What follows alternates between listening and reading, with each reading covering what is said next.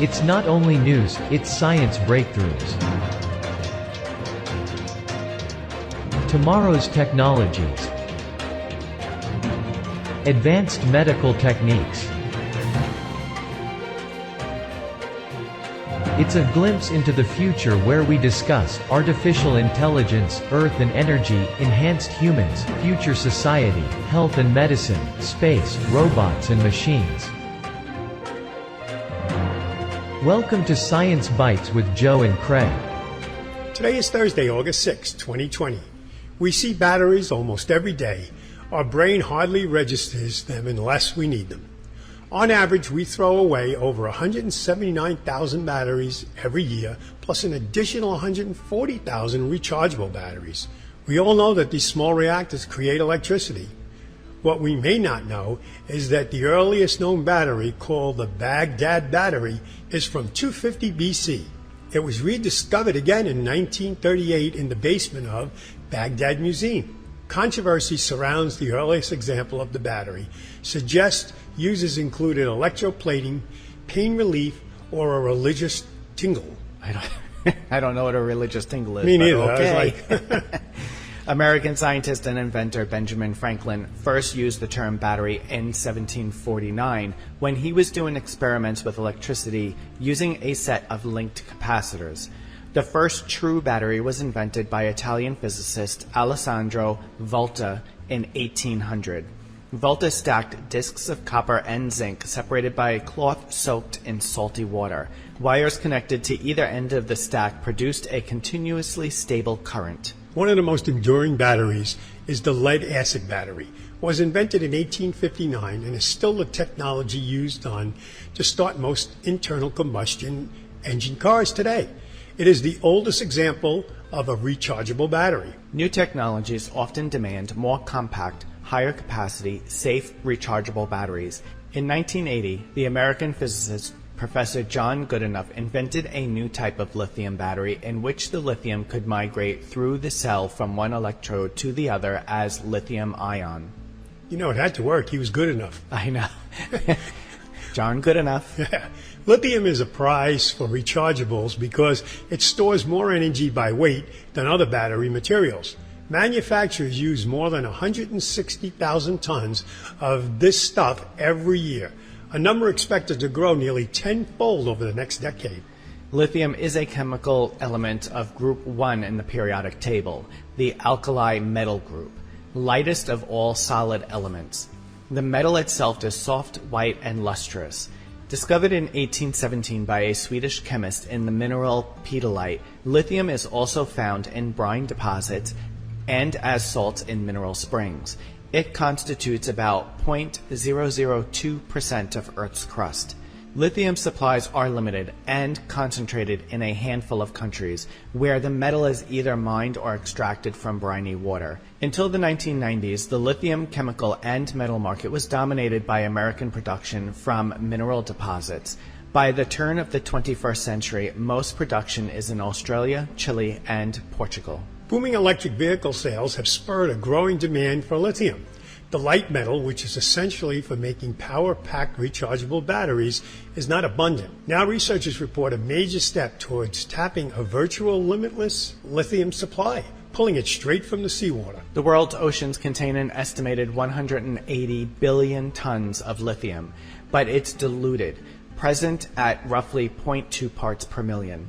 In seawater, a negative electrical voltage applied to a lithium-grabbing electrode pulls lithium ions into the electrode, but it also pulls in sodium, a chemically similar element that is about 100,000 times more abundant in seawater than lithium. To get around this problem, researchers coated the electrode with a thin layer of titanium dioxide as a barrier. Because the lithium ions are smaller than sodium, it was easy for them to wiggle through and into the electrode sandwich. The researchers also changed the way they controlled the electric voltage. Instead of applying constant negative voltage to the electrode, they cycled it. First they applied a negative voltage and then they briefly turned it on and off. Next they applied a positive voltage and turned it off again and repeated the cycle.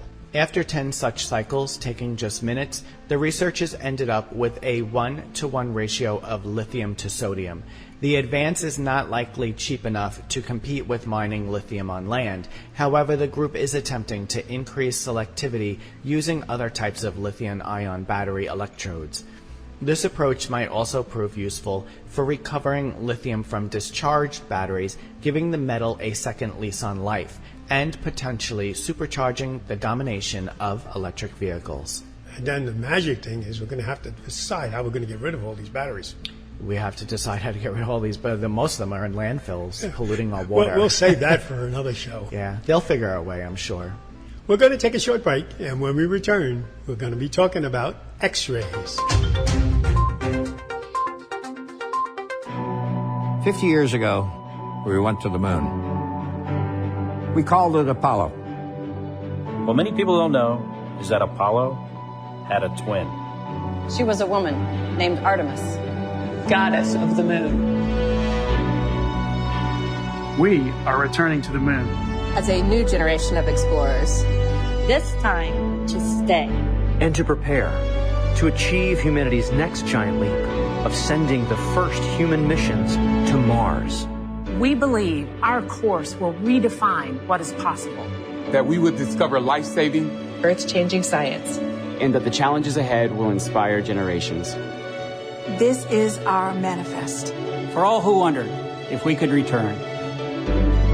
For all who dreamed of pressing beyond. This is your calling. We go for all of America. We go. We go as the Artemis generation. We go. Welcome back. An X-ray or X-radiation is penetrating from a high-energy electromagnetic radiation. X-ray wavelengths are shorter than those of UV rays and are typically longer than those of gamma rays. At the end of the 19th century, while studying the effects of passing an electrical current through gases at low pressure, German physicist William Rogan accidentally discovered X-rays, highly energetic electromagnetic radiation capable of penetrating most solid objects. His discovery transformed medicine almost overnight. Within a year, the first radiology department opened in a Glasgow hospital, and the department head produced the first pictures of a kidney stone and a penny lodged in a child's throat. Shortly after, an American physiologist used X-rays to trace food making its way through the digestive system. The public also embraced this new technology. As we learned from last week's show, humanity was fascinated with radiation. In the early days, people thought X-rays passed through the body as harmless as normal light. Just like people thought radium was harmless when ingested or used in beauty products.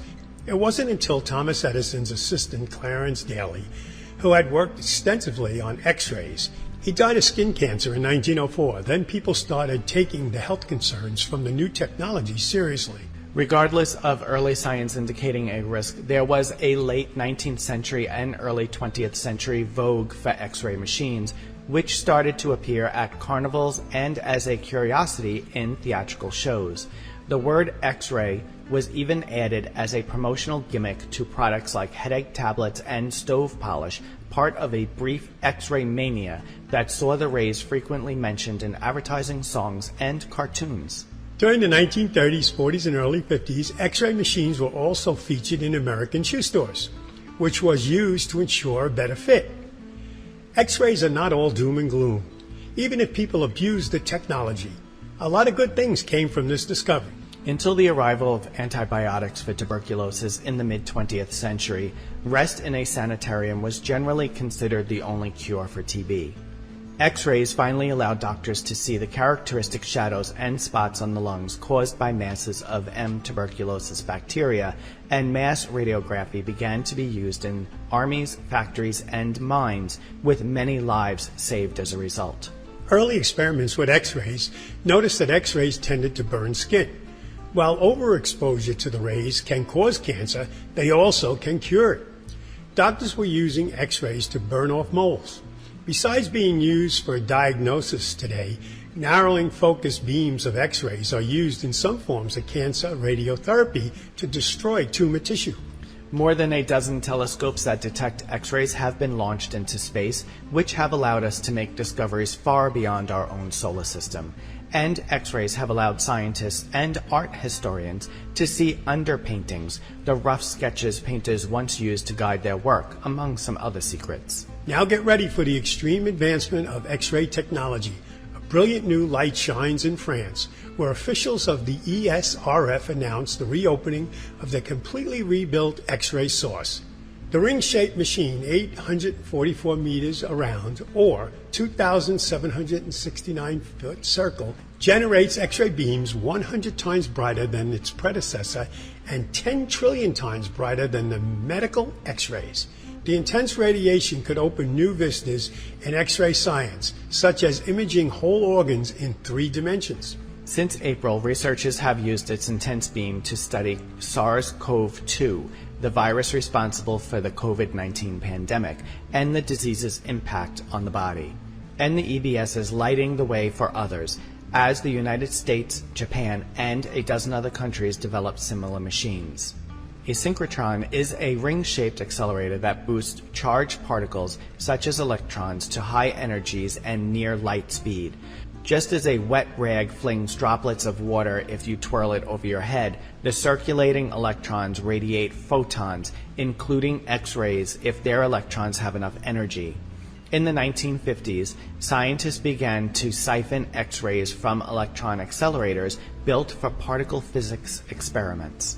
Around the world, dozens of synchrotrons of different energies now crank out light ranging from long ultraviolet wavelengths to short, hard X-rays, serving more than 55,000 users annually in the field ranging from chemistry and material sciences to geology and art history. The rebuilt machine should open a new window in X-ray science. Hard X-rays can penetrate materials far more deeply than lower energy X-rays, and the new machine's intense X-ray beams will enable it to study samples up to 1 meter thick.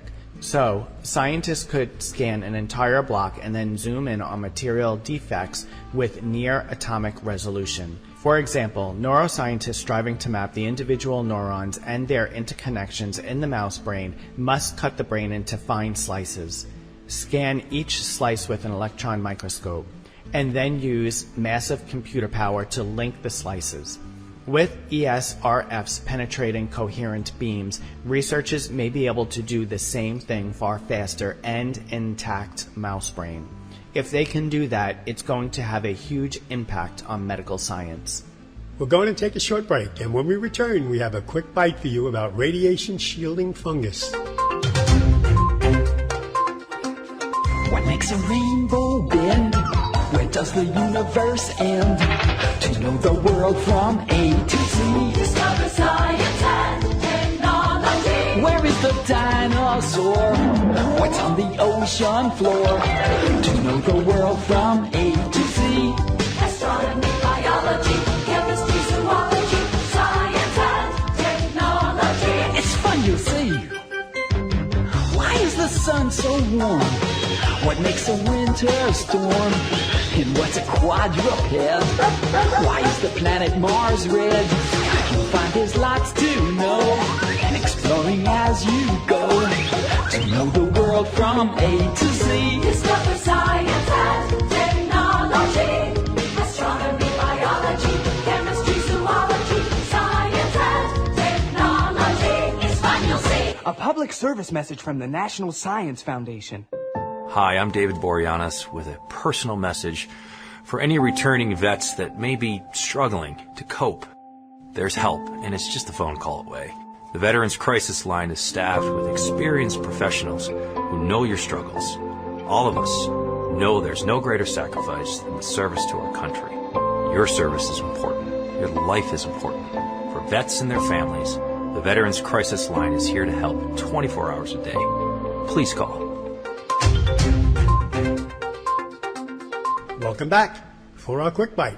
Last week, a few hours after our show of radium, atomic weapon, and radioactive carbon-14, a new article came out that would have ended our show nicely. Sometimes good things can be produced from harmful radiation. One of the biggest challenges facing crewed missions to Mars is figuring out how to protect crew members from the onslaught of deadly cosmic rays.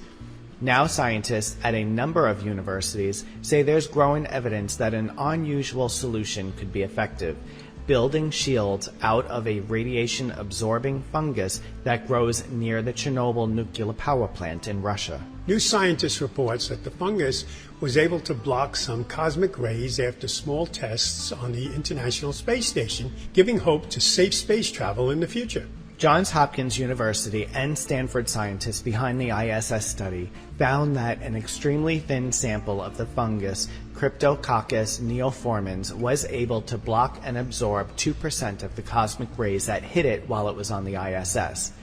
That's certainly not enough to protect astronauts, but the sample in question was only 2 millimeters thick. A layer just 21 centimeters thick, the scientists believe, would be enough to keep future Mars settlers safe. The researchers also speculated about weaving some of the material into spacesuit fabric, but their main work is figuring out if damaged fungus shields would be able to grow back again. That'll be really interesting, this one. Yeah, it would be really interesting, because if the ship is hit by like a solar flare or something and damages the shields, the fungus, in theory, should be able to regrow and start protecting the astronauts again. Yeah, gotta follow this one. Yeah, this is really cool. I wish it was last week when we were talking about radiation. I know. Well, this brings us to the close of another show. You can find all our past shows on Apple Podcasts, Google Play, Alexa, Spotify, and many other platforms, or just visit our website, mysciencebytes.com. Joe and I are grateful to you, our listeners, for sharing our podcast to your family and friends. If you are new to our show, please subscribe or follow. It really helps move up our rankings so more people can find us. Thanks again for listening, and we'll be back again next week with a brand new show.